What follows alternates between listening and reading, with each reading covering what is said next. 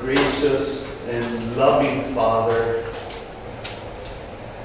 you are just so worthy of our reverence, worthy of our devotion, worthy of our obedience and service. And we thank you, Lord, for having brought us once more here for our YA fellowship.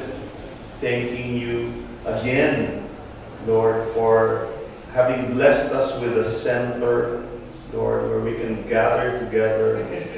Lord, even in halls like this, Father God, napakabuti po ninyo sa amin. Lord, I ask that you would prepare our hearts to receive your word with gladness. And Lord, with a desire to hear from you, addressing areas in our lives, Lord, that require your special moving.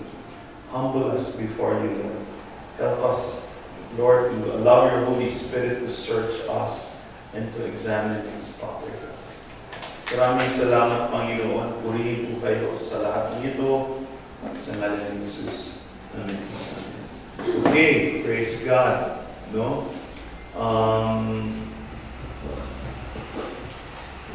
Okay, sandali.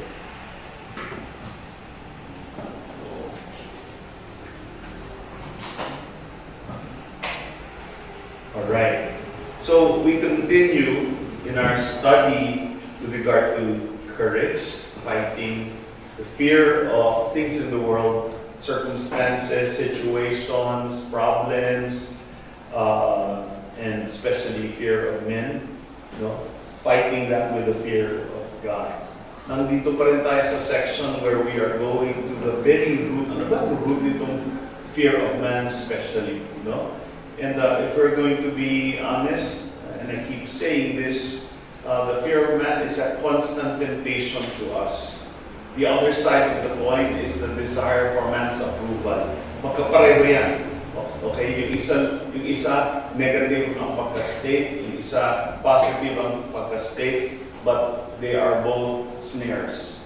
They are both traps. Nakita natin sa Proverbs 29, how the fear of man is a trap, it is a snare to us. And tinitingnan natin, ano ba yung pinag-uugatan niyan? Ano ba pinag-uugatan niyan? Sometimes, ang pinag-uugatan niyan is guilt, a guilty conscience. Kaya tayo natatakot tumarap sa tao dahil alam natin na baka may sabihin siya, na baka mabisto ang pagkakamali o pagkakasalang nagagawa natin. Hindi pa natin nadadala sa Panginoon. And in that way, the enemy often holds us hostage, to that fear of man. And then, yung isang root na nakita natin is a wrong value system. Mas binavalue natin ang iniisip ng tao, ang sasabihin ng tao, ang pag-approve ng tao, kesa sa sinasabi ng Diyos, kesa sa gusto ng Diyos. We are more people pleasers than we are God pleasers. And even as I say that, I pray that we're continually examining our hearts. Then I think the last root that we had looked at is unbelief. Okay, we do not believe that God is really as sovereign as we teach it and as sovereign as we hear about it when it comes to our lives. Lalo-lalo na pag may takot tayo sa tao. And so, to overcome the fear of man, we must put our trust in God. Okay? We have got to deal with our unbelief. Lahat ito magkakonektado itong ito. Pero para sa akin, isa sa pinaka-powerful na bahagi ng section ito ay yung titignan natin ngayong gabi. The root of idolatry, okay, upon which the fear of man is standing. Okay? The root of idolatry. And I'd like to start off with a very clear, straightforward statement. When you fear man, you are not trusting God. Okay? Again. When you fear man, you are not trusting God. When you fear their opinions, when you fear what they might say, when you fear their judgments, when you fear not receiving their approval, when you fear that they will not like you, then you are not trusting God. And if you do not trust God, it simply means you are trusting someone else. And that is at the core of what idolatry is. Kadalasan, ang inisip natin sa idolatry, pagsamba sa mga imahen ng Diyos, it is far deeper than that. Anything that removes our trust from God so that we would replace our trust in God with trust in whatever that is an idol in our lives. Anything that robs us of joy is an idol in our lives. Anything that distracts us from our commitment to God, from our devotion to God, from our obedience to God, is an idol in our lives. Anything that comes first, more than God and before God, is an idol in our lives. And so, it could be very legitimate as your own family. If your family is more important to you than God, then your family, I dare say, has become an idol in your life. It can refer to our marriages. If my wife is more important to me than God, then my wife has become an idol in my life. It can come in the form of ministry in our service to God. Kung mas busy tayo sa ministry kesa sa panahon natin ng pakikipag-commune with God, yung ministry natin naging Diyos na natin. Anywhere you try to look for your fulfillment, for your satisfaction, that becomes an idol in your life. Kaya pag inisip ninyo yan, sa totoo lang, at subukan nyo i-apply yan, tanungin ninyo sa sarili nyo, ano ba, Lord, ang mga iba't ibang idol ng buhay ko?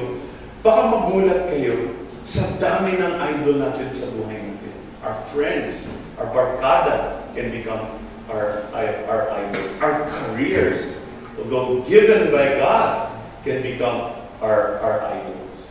There are just so many things in the world today that tempt you to idolatry, and one of which is social media and all our gadgets. Ang dami.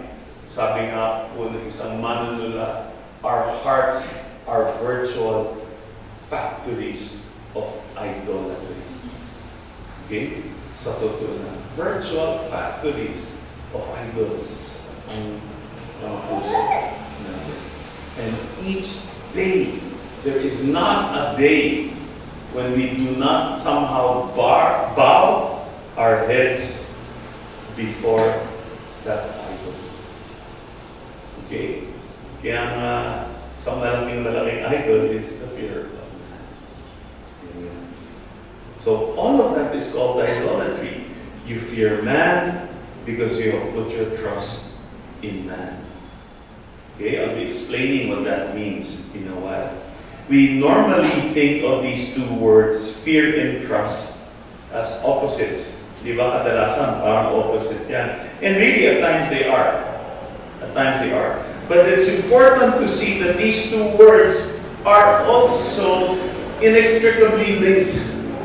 Fear and trust. You fear what you trust, and you trust what you fear. If you fear man, it's because you are trusting in man. And if you fear God, it's because you are trusting in God. Okay, so allow me to explain that kasi baka nakaka-confuse. Okay? And really, this is where this section wants to bring us in terms of our understanding. Kaya sana habang nakaupo tayo, hindi lang tayo nakikinig. Sana habang nakikinig tayo, nananalangin din tayo. No? Pag nakaramdam tayo ng conviction from God, let's just bring our hearts immediately to God. Don't say, mamaya Lord, magre-repent ako. Hindi. Because I promise you, even before you get out of this building, something already is distracting you from responding to what you would hear tonight. Okay? So let me explain. If you put your hope in people, if you place your confidence in people, if you put your complete reliance on people, then guess what? You are going to fear them. Why? Because everything they do will somehow affect you in some way. Kita niyo yung logic? Ulitin ko yan. Okay? If you put your hope in people, if you place your confidence in people, if you rely completely on people, then you're going to fear people. Bakit? Dahil inaasahan niya sila, dahil nandun yung hope mo, anuman gagawin nila, alam mong will affect you in some way. If you look to people for deliverance, then you're going to end up being afraid of them. Why? Because sa kanila ka umaasa for whatever deliverance it is you are looking for in your life. If you're looking, for example, to people to grant you that promotion in your work, in your job, instead of on God, guess what? You will adjust your life to whoever that person has the power in that company to promote you or keep you where you are. Kaya madami nagko-compromise kahit Kristiyano. Kasi doon sila nakatingin. Nalilimutan nila ang sinabi sa Psalm 75 that exaltation comes from God. In some versions it reads promotion comes from God. The lifting up from a particular situation or position. On the other hand, if you, however, trust God, rely on Him, place your confidence in Him, then you are going to fear Him. You're going to fear Him. You're going to cling to Him. You're going to trust Him. Open your Bibles again to Psalm 29, verse 25. I'm sorry, Proverbs 29, verse 25. Ito ang foundational verse natin dito sa series natin ito. Proverbs 29, verse 25. The fear of man brings a snare, a trap, but he who trusts in the Lord will be exalted. Notice again the contrast between fear of man and trusting in the Lord. Fear of man, trap. Trusting in God, exaltation. Open your Bibles now to Psalm 33, please. Psalm 33. Let's take a look at verses 16 to 21, because there the psalmist was making a very similar point. Binaliktad lang niya ang concept. Okay? Binaliktad lang niya ang concept. Psalm 33, verses 16 to 21. From verse, okay, let's take a look at that. The king is not saved by a mighty army. A warrior is not delivered by great strength. A horse is a false hope for victory, nor does it deliver anyone by its great strength. Okay, sa totoo lang, kung tinignan niyo yung section na yan, you can already almost immediately apply it to you eh. Di ba? Sino ba yung mighty army sa buhay mo na inaasahan mo? Sino yung warrior na inaasahan mo to deliver you? Who's your false hope for victory in your life? Okay? And then, the next section, behold, the eye of the Lord is on those who fear Him, on those who hope for His loving kindness, to deliver their soul from death and to keep them alive in famine. Our soul waits for the Lord. He is our help and our shield, for our heart rejoices in Him, because we trust in His holy name. Wow! Puno-puno yung mga passages na yan. No? The writer of Proverbs in Proverbs 29 made the contrast between fearing man and trusting the Lord. Diba? The psalmist, yung kabila naman, he made the contrast between trusting man and fearing God. Diba? It's the same message. Kaya nga, again, the message is here. Don't trust in man. Don't trust in man. Okay? Again, hindi niya tinuturo na hindi na dapat tayo magkatiwala sa isa't isa. Kasi kung mangyayari yan, wala na tayong ikakasal dito. Di ba? Yung asawa mo, baka hiwalayan mo na yan. Di ba? Wala na rin tayong friendships dito if you cannot ever trust in man. Ang sinasabi nandito is, do not trust in man more than you should trust in God. Your trust in God must be far above your trust in man. Hindi magkalapit yan.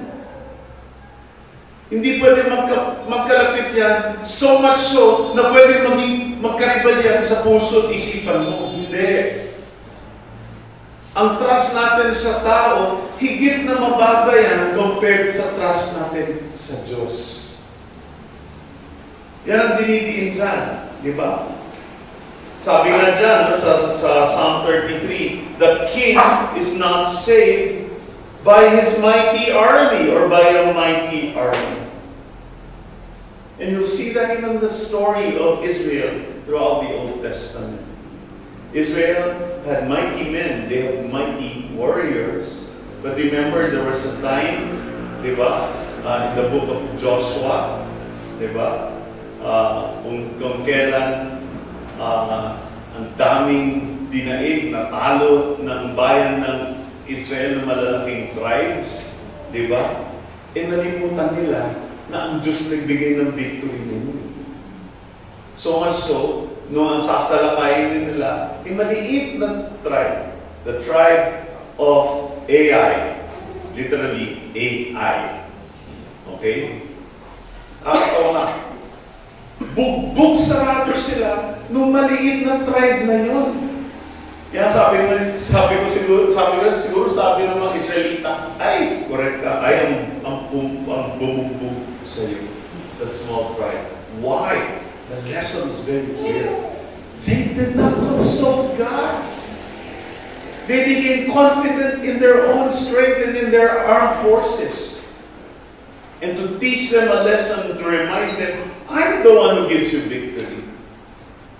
Bugbog sarado sila nung maliit na tribo na iyon. And because of that, natakot yung buong bayan. Why? Kasi pag kumala na gulpi sarado sila sa maliit na tribo ito, lalakas ang loob ng mas malalaking tribo at bansa sa paligid nila. And then that will put them in great danger. Okay? So instead of trusting man, fear the Lord. Look at that. Look at that in Psalm 33 that we read kanina. The eye of the Lord is on those who fear Him. So the point in these two concepts are interchangeable. Di ba pwede natin pagpalit? Trust and fear are inextricably linked. Okay? Solomon could have just as easily said in Proverbs 29, trusting in man brings a snare, but those who fear the Lord will be exalted. He could have switched it. Kasi originally, the fear of man, di ba, brings a snare. He could have just switched it. Trusting in man brings a snare, but he who fears the Lord will be exalted. Why? Because trusting in God produces holy fear. Holy reverence. When your trust is in God, when your complete dependence is on God, He will reveal you. Malalim ang pagkala mo sa Kanya. Diba? Malalim. Ang tao, hindi mo pinagkakatiwalaan, matatakot ka ba sa Kanya? Rerespetuhin mo ba siya ng malalim? Hindi. Kasi hindi mo mapagkatiwalaan. Pero pag alam mo na ang isang tao ay lubos na mapagkakatiwalaan. Completely reliable. Completely maaasahan. Di ba? Ibang tiwala mo sa kanya. Di ba? Meron ba kayong kilala? Meron ba kayong mga kaibigan na hindi mo maasa-asahan? Di ba? Pag sinabing, kita tayong alas 2, alas 5, wala pa. Meron ba kayong mga kilala gano'n? Huwag nyo na tignan. Okay? Pag meron ba kayong mga kaibigan, sinabi, gagawin ko, gagawin. Alam mo, kabaliktaran ang mangyayari. Hindi ba? Hindi mo mapagkakatiwala. At saka hindi ka matatakot sa kanya. Di ba? Hindi ka matatakot sa kanya. Bakit? Di naman magdi-deliver yan eh. Kung matatakot ako doon sa taong alam ko, pwede kong ipagkatiwala ang buhay ko. Alam ko. So, respetuhin mo yan. Trusting God produces holy fear. Trusting in man produces sinful fear. Okay? Bakit? Dahil wala sa Diyos eh. Have you ever heard of the stock market? Ha? Sino dito hindi pa nakarinig ng stock market? Okay? Hindi merkadong naiipit. Okay? Stock market. Ito umiiral sa banking system natin. Okay? Investing in stocks. So, if I say I'm going to place my life savings in the stock market, life savings, talagay ko lahat sa stock market, then I'm putting, kumbaga, the saying, I'm putting all my eggs in that one basket. Diba? It means I'm completely relying on the stock market for my retirement. Diba ba? No? Because maybe I'm confident that the stock market is going to yield great dividends. Diba? Kesa sa iwan ko lang ang pera mo sa savings account na parang kikitain mo, parang isang butil lang ng bigas ang kikitain mo. Diba? So, pag ang stock market ay pataas, din matutuwa tayo. Diba? Matutuwa tayo dyan. But when the stock market goes down, then I will be upset. I might even be afraid. Allah, yung life savings ko, linigay ko dyan. No, ngayon bumabagsak, baka mawala yung life savings ko. Nagkakatakot ngayon ako sa stock market kasi nga, yung confidence ko para sa savings ko, linigay ko doon sa stock market. Diba? Doon ko linagay yung aking confidence, yung pag-aasa ko. I'm relying on it. I'm trusting in it. Problem is, the stock market is very volatile. Either I'm going to be happy or scared depending on how the stock market performs. Right? Kaya pag nag-a-advise ako, halimbawa, minsan, sabihin sa akin, Pastor, ako yung retirement pay ko, ito ang amount niya, ano ba pwede kong gawin dito? May lumapit sa akin, ginaya ako ng mga negosyo, kasama niya. Okay. Yun, talagang ina-advisean ko yun. No? Very practical na ang advice ko na doon. So, sinasabi ko, okay, kunyari, nagka-retirement benefits na ng 5 million. Okay? Minsan sasabihin ko, kapatid, huwag mo lalagay yung buong 5 million mo sa isang stock investment. Kasi pag nawala yan, pag bumagsak yan, say goodbye to your 5 million. Ang ilang taon na tinanabaho mo sa kumpanya niya, parang tinapon mo na lang ng basta-basta. So, ina-advisean ko sila kung paano hahatiin. Okay? Ito siguro, pwede ito yung sa high-risk, high-yield investment tulad ng stock market. Ito, kung gusto mo masigurado, meron mga bank investments that are conservative pero higit na mataas ang interest kesa sa savings account. Okay? So, again, ang tinuturo ko kasi, huwag ka aasa lamang dun sa napaka up and down. Di ba? At kahit na bangko mo, di ba, pera mo, nasa BPI, nasa BDO, nasa security bank, whatever it is. No? The banking system can just collapse just like that. Several years ago, makikita sa inyo, wala pa rin ito. Hindi ko lang kung naabutan niya na ito. The church lost about 2 million pesos. Why? Kasi na-bankrupt ang bangko kung saan nilagay namin ang funds ng church. That was a crisis situation for us. No? It was a bank called Prime Bank. How many of you still remember that bank? No? Doon natin nilagay. Dahil mataas ang interest niya. Hindi stocks yun, ha? Savings. Savings. Kaya nga, ingat. Ingat na umaasa tayo. Uy, dyan, malaking kikitain dyan. Sandali. Ingat. Saka aasa sa provision mo. Doon sa malaking kikitain, so much so, na malilimutan mo Panginoon. O sa Panginoon. Okay? So, ganyan yung example na yan. However, if I don't have any money, or if I don't trust in the stock market, and it drops, guess what? Is it going to bother me? No. Right? I'm not going to care, in fact.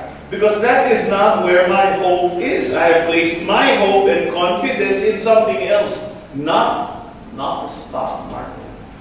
Okay. Again, hindi ko sinasabi, huwag kayo mag-i-invest sa stock market. Hindi ko sinasabi yun. Huwag nyo lang ilagay lahat ng inyong pera sa iisang basket. Okay? Tsaka,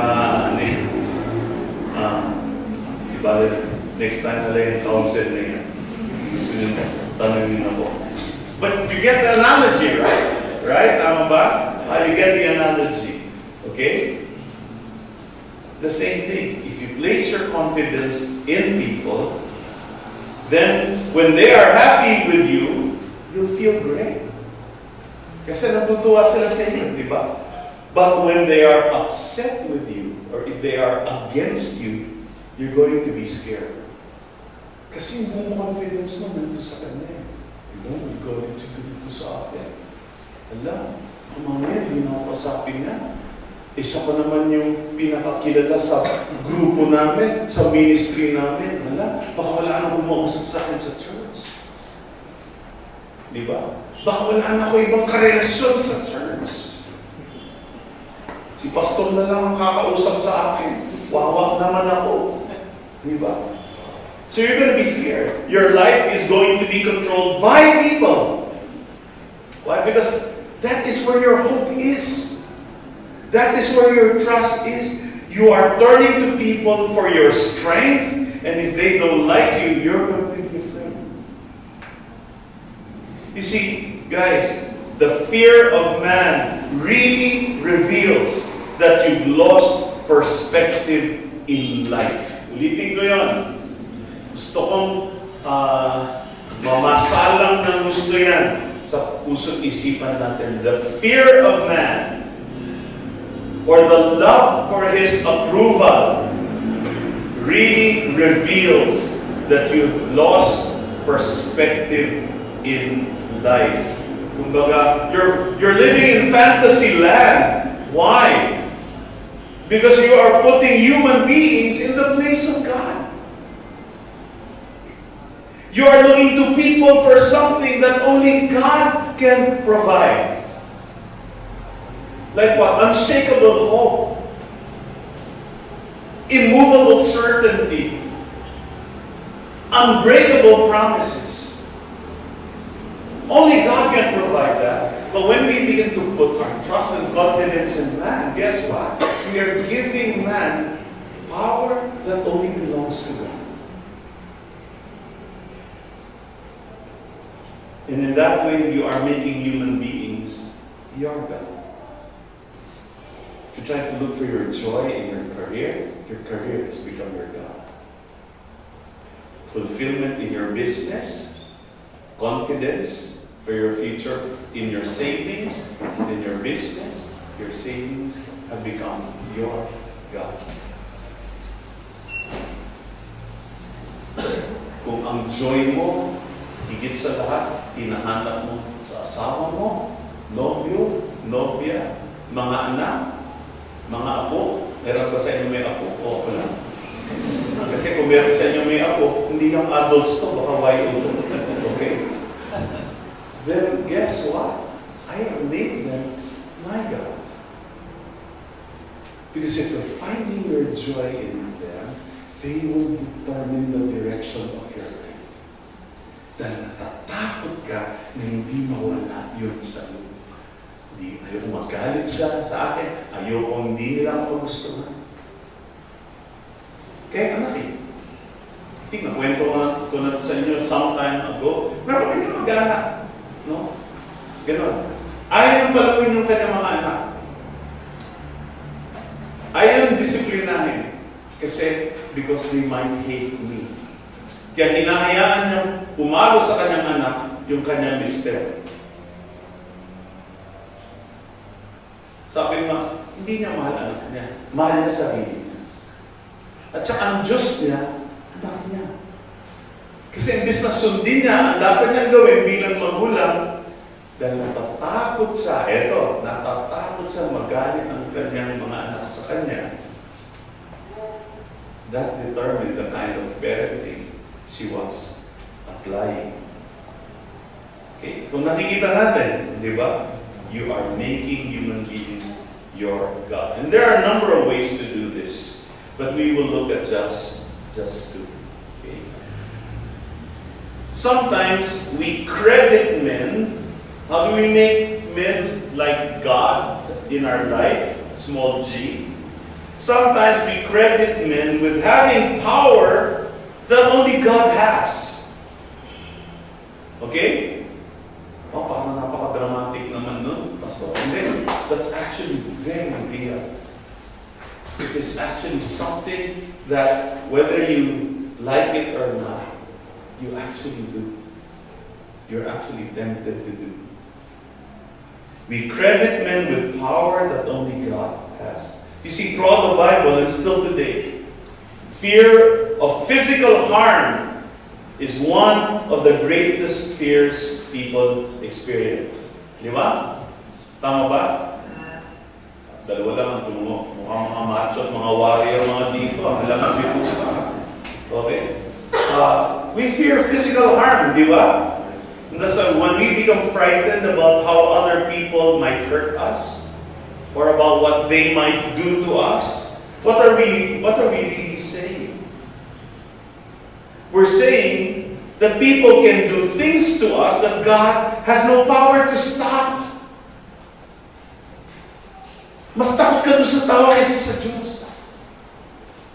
Pag ginawa ko to, baka saktan ako nitong taong to. Pag hinarap ko siya sa kasalanan niya, baka ganitong gawin niya sa akin. Natatakot ka doon. And in effect, what you're really saying is that yung kanyang gagawin, God has no power to stop. We're really saying people are stronger than God. In effect, we're giving people power that only belongs to God. See, throughout the Old Testament, God had to keep reminding the Israelites, look, guys, I'm God. Those nations are just people. I'm in control. Don't fear them, fear me. And if you look at the story of the Israelites, they were people pleasers.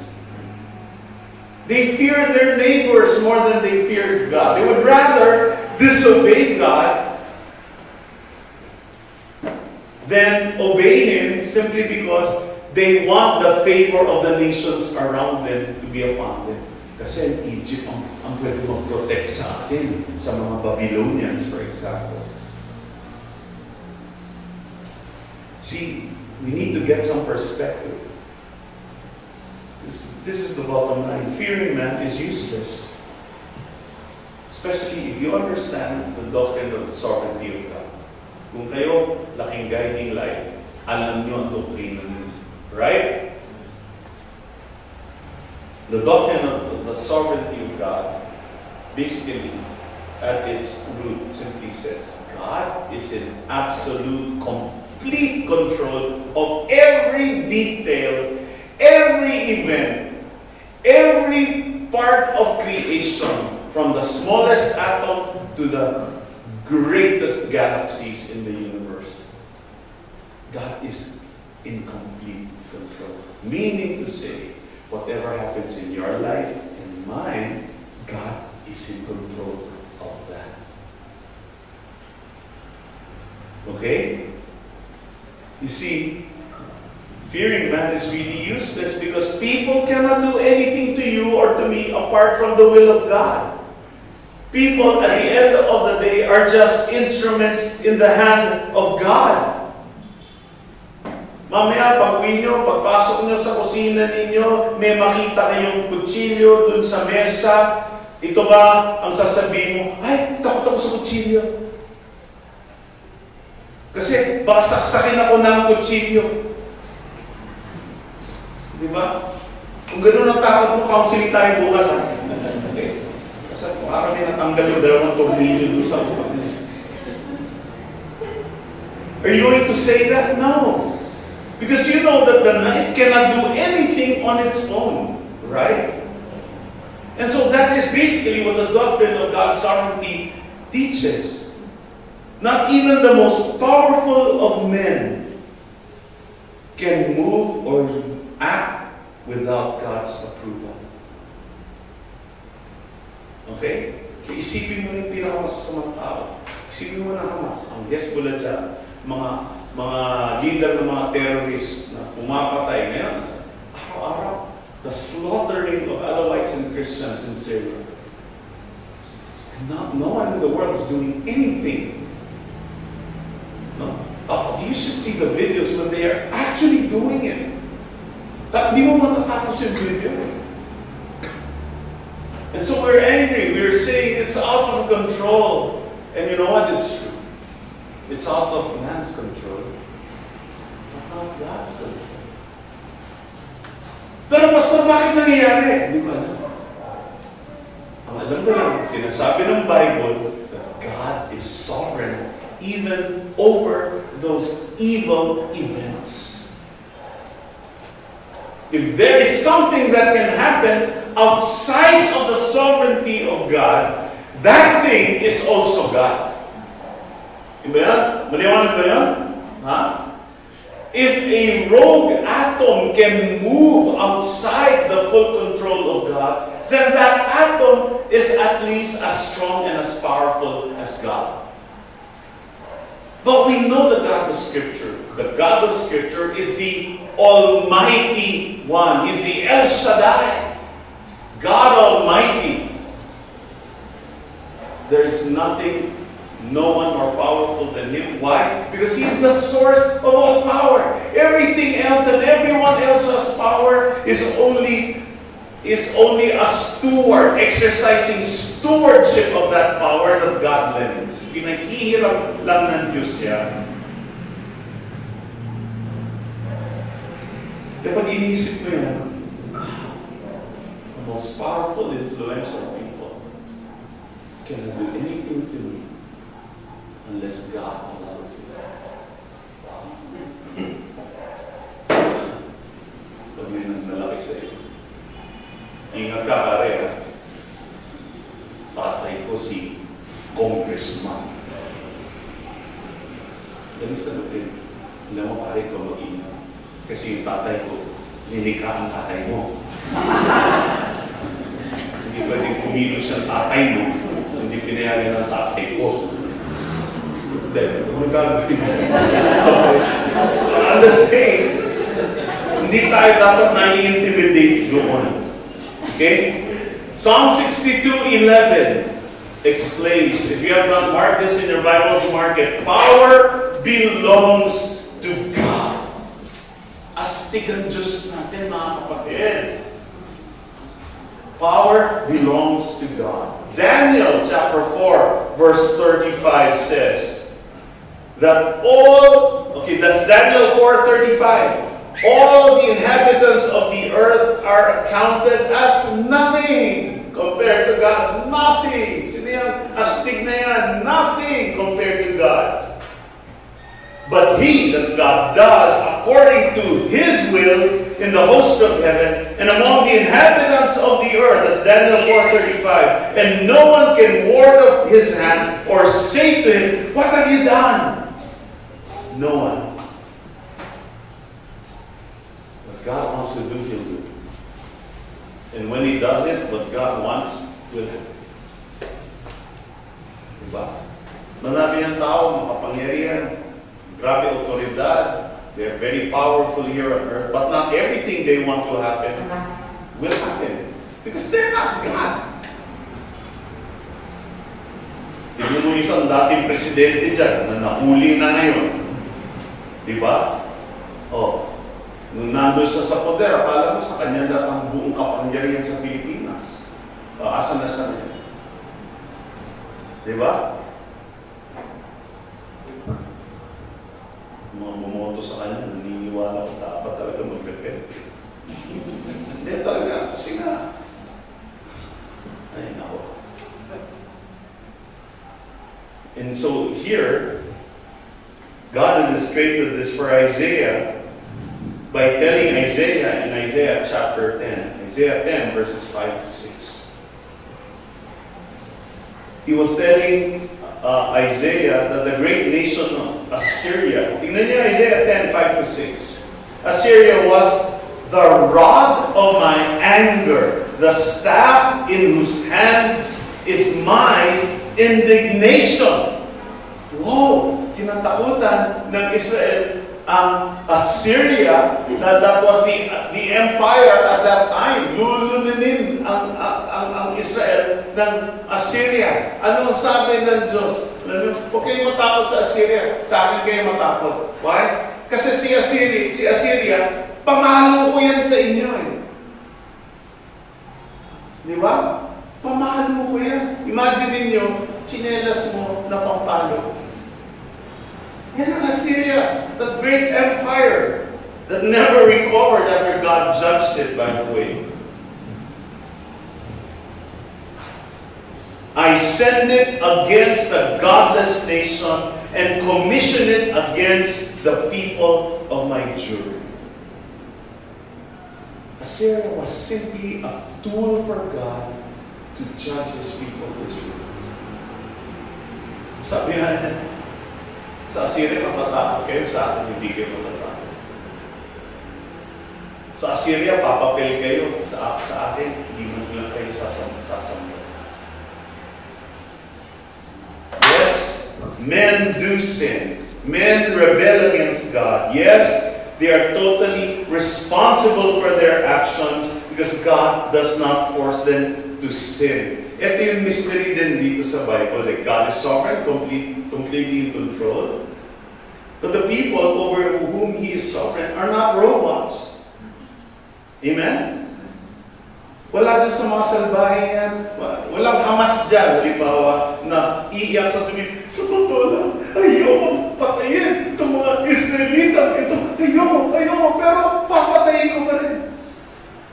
Walang ganon. Kung makikita yung mga video, enjoy na sila sa pagpaslang, paggahasa, pagsunod sa mga batang ginagawa nila. Tinatawanan pa nila. They're not forced. Their sin is their sin. God does not force anyone to sin. But you see, God is so awesome. God is so powerful. God is so wise that He is able to take that sin, to take that rebellion, and use it to accomplish His holy purposes.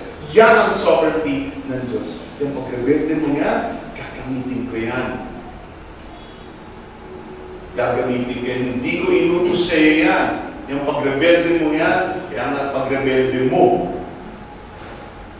Pero pag nangyari yan, lalo na sa ating kanyang mga anak, gagamitin ng Panginoon yan to accomplish His purposes. Diba? Alam natin ang Romans 8:28. Diba? Ano Romans 8:28? And my God, sa supply. Ano Romans 8:28? Sige nga. Chris.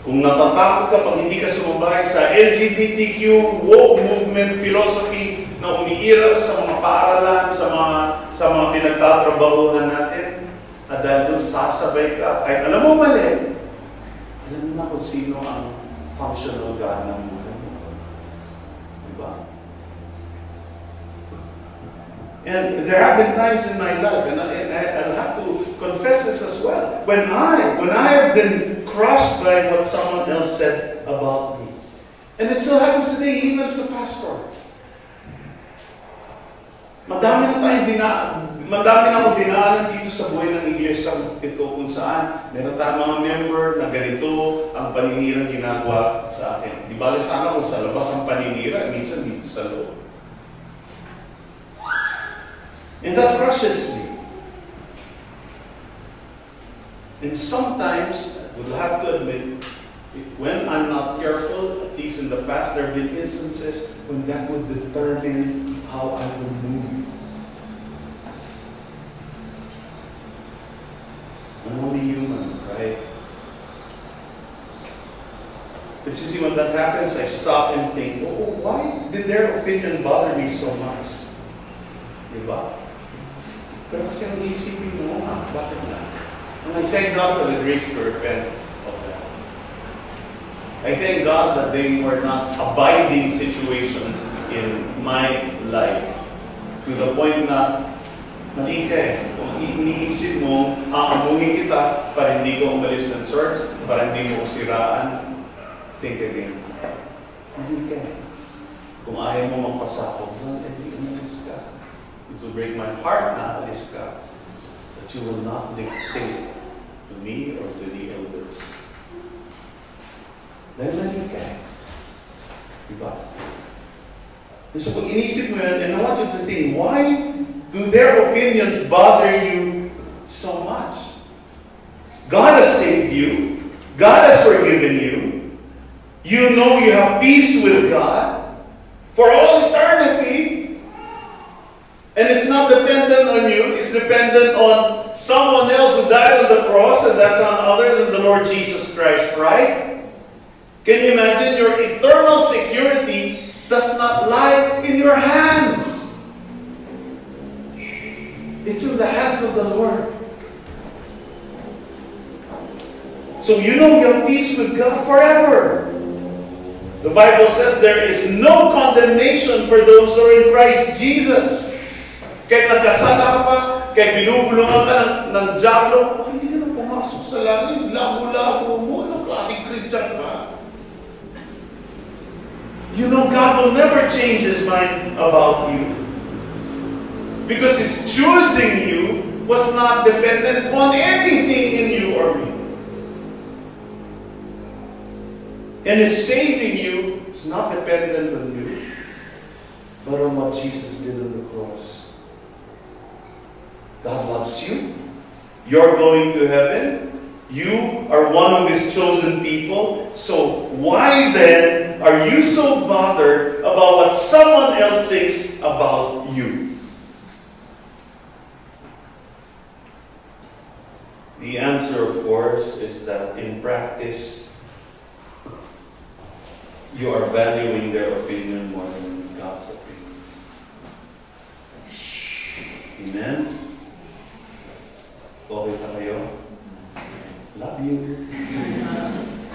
See, John described a group of people like this, the Apostle John. He wrote that many of the rulers of Jesus' day believed in Jesus.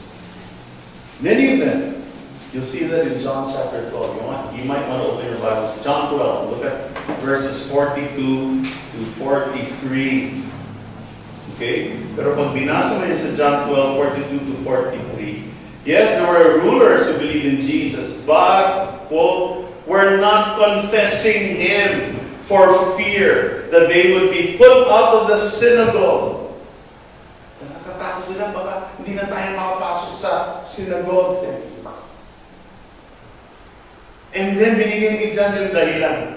For they love the approval of men rather than the approval of God. Ayun. Ayun. They put human beings in God's place. They acted as though the approval of these other people were more important than the approval of God.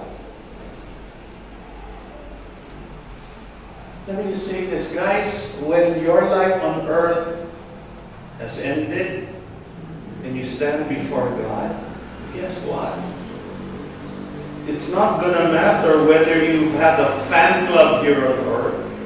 It's not going to matter if there is a website on your honor. It won't be important that people cheered you when you entered the room, or you got stopped on the sidewalk because people want your autographs or want to have a selfie with you. That's not going to matter. Doesn't matter if you are the person of the year. The only thing that is going to matter is what God thinks of you. You want to win, guys? It's the only thing that would matter. What God thinks of you. What His opinion is. Open your Bibles to 1 Corinthians 4. That's why Paul wrote those two verses in 1 Corinthians 4. Verses 3 to 4. 1 Corinthians 4, 3 to 4.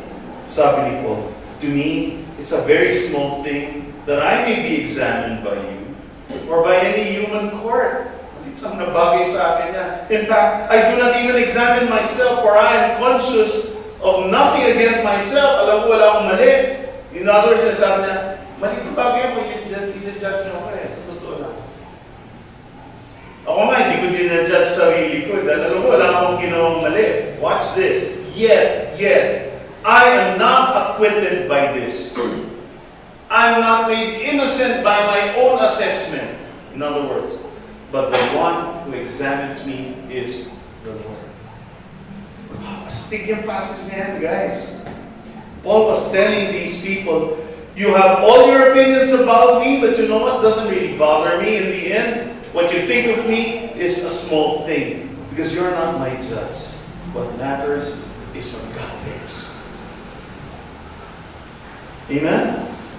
So when you allow man's opinion of you to control your actions, you are showing that what people think is more important than what God thinks. And let me just say this, you are in a dangerous place. As a believer, you are just one or two steps away from compromising. From compromising. Don't put anyone in the place of God in your life. Amen, guys? Do you want to agree on? No one else deserves that position of Lord in your life. Don't fear people, fear God. God alone is worthy of your trust. He alone is worthy of being worshipped.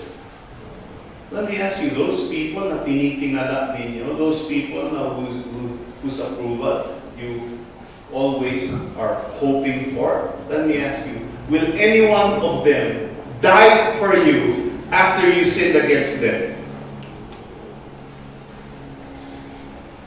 In fact, let me rephrase that. Will they die for you? Period. Ever. Even if you did not sin against them. But Jesus did that, right? And so put your confidence in Him. Then you will be saved. You see, people are just people. People are not God. They are not worthy of being treated as if they are. As if they have control of our destinies. If you keep putting them in God's place, I promise you, you are going to ruin your life. And not just your life, your relationships. The fear of man is a trap. The fear of man is a trap. Have you ever experienced being trapped? Hindi ko alam. Siguro, na-lock ka sa isang kwartong walang bintana. Wala, nasara mo lang, maaaring closet, hindi mo mabuksan. Paano yan? Naku, yung cellphone ko na iwan ko sa labas. Naku, walang ibang tao sa bahay. Hindi pa nakaka-freak out yun eh. Di ba?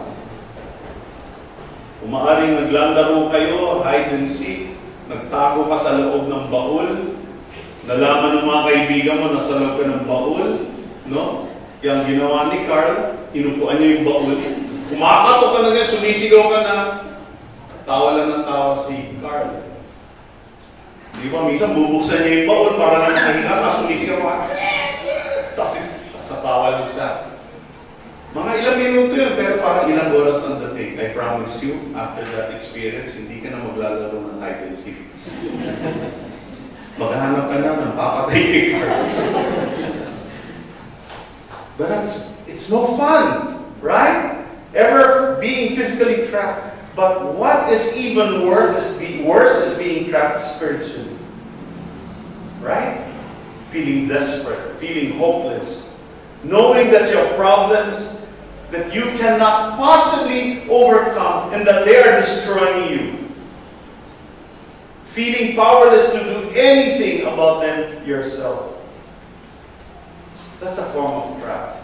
Parang, ano gagawin ko sa sitwasyon na ito? Wala na. Kahit anong isipin ko solusyon, sasablan. And you may be feeling a bit like that after hearing this message. You feel trapped. Perhaps you've never before realized you had a problem with the sinful fear of man. Perhaps you are beginning to realize just how pervasive, widespread this sinful attitude is in your life. Maaring ngayon, habang nakikinig kayo, nare-realize na yan. Ang dami mga tao pinatakutan ko. Ang dami mga tao gusto ko yung kanilang thumbs up sa akin. You've taken a good look at Proverbs 29:25. The fear of man brings a snare. You now understand that the problem is putting other people in God's place. And you understand now how destructive the problem is. It cripples you. It steals your joy. And it dishonors God. But now, you see what the problem is. And you still need to know how to overcome that. And that is what we will begin to look at in our next session. But I'm telling you that now because there is hope. There is hope. If you're a believer, you don't have to live your life trapped by the fear of man. And whatever's happening in your life, God is not playing games with you. Hindi ka pinagtitripan ng Diyos. Lord, nangyari ito. Na naman, ang sakit. Bakit, Lord? Like, ano ba ginawa ko sa iyo, Lord? Minsan, ganyan ba tayo tatanong? Lord, kala ko mahal mo ako. Pinagtitripan mo ba ako? Sino sa inyo nakaranas na magtampo sa Lord? Sa totoo lang. Sa totoo lang. Di ba? Really? Can you imagine how ridiculous that is? Especially after understanding Romans 8:28.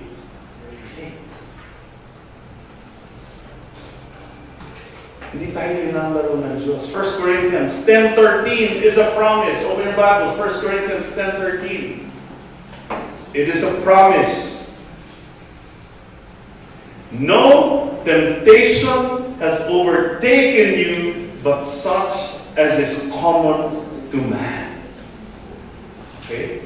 Kaya ingat, kasi naman, wala sa inyo makakaintindi ng dinadaanan ko.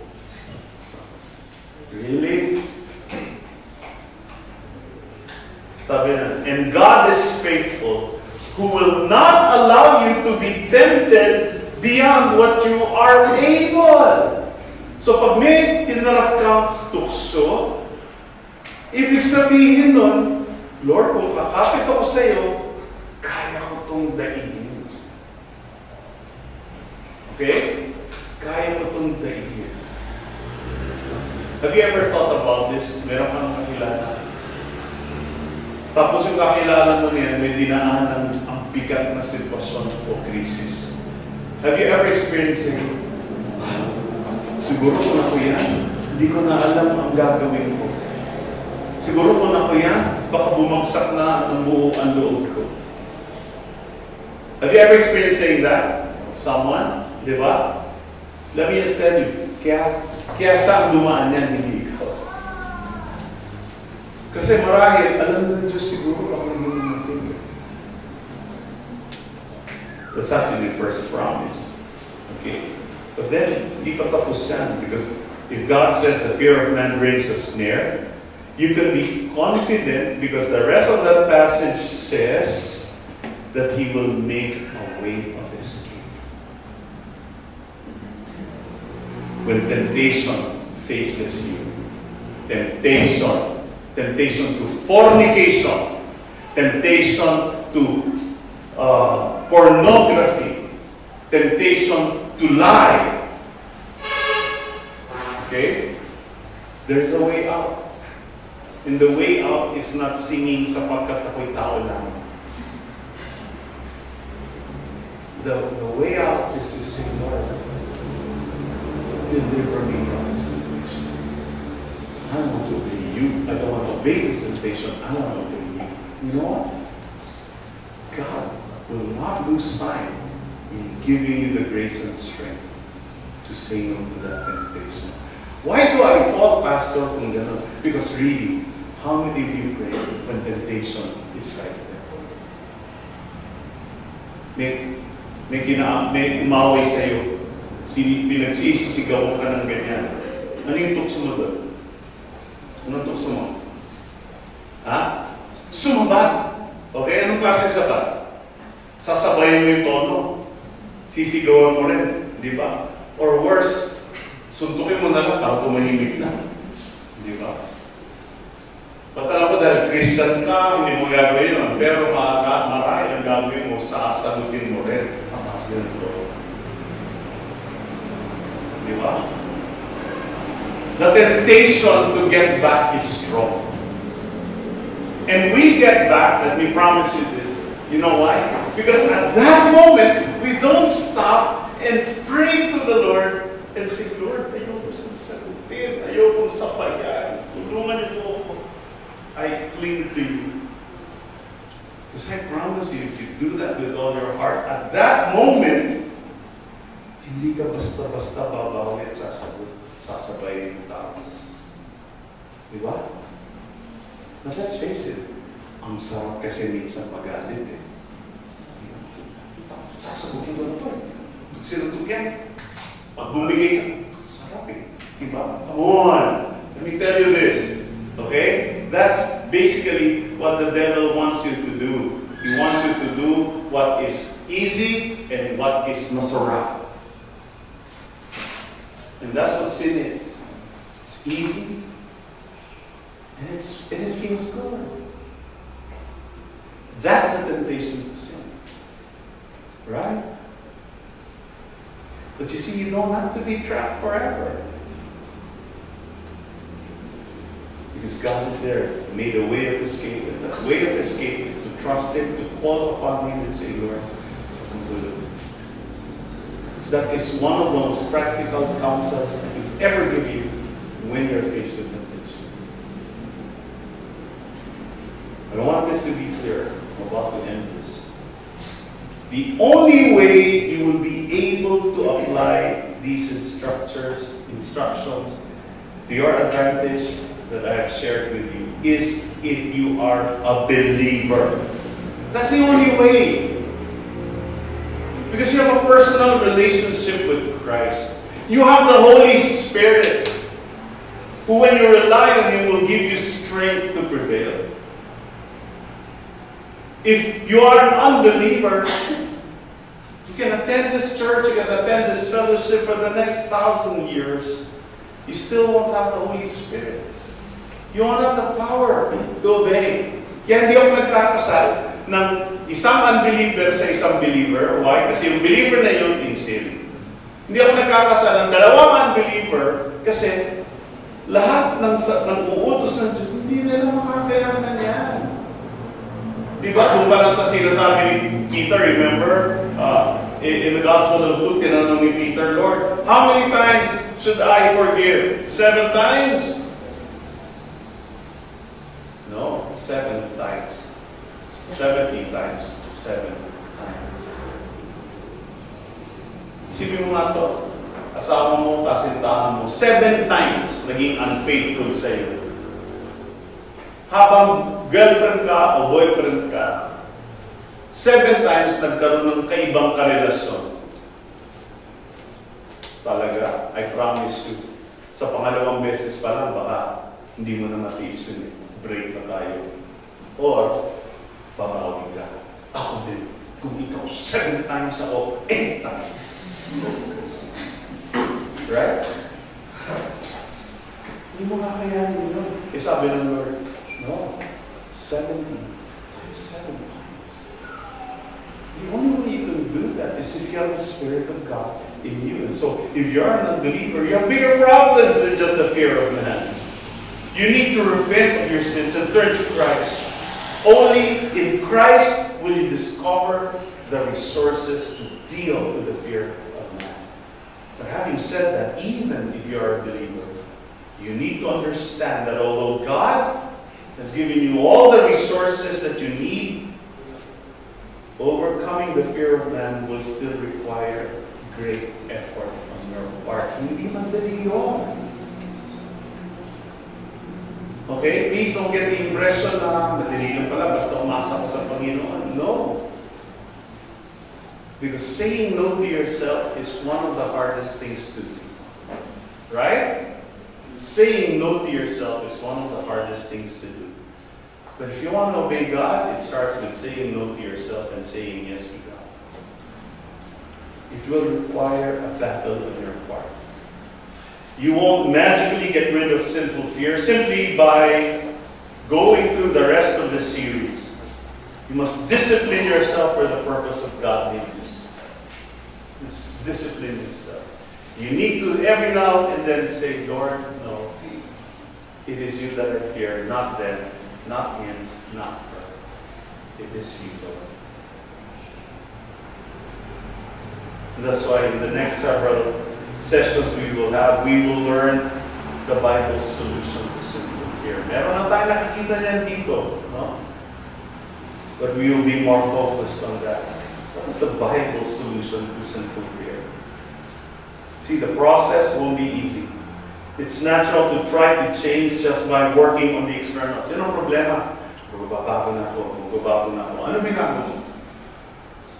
Baka binago mo yung paglabas lang. Tinigil mo lang yung sinful actions mo. Problema puso.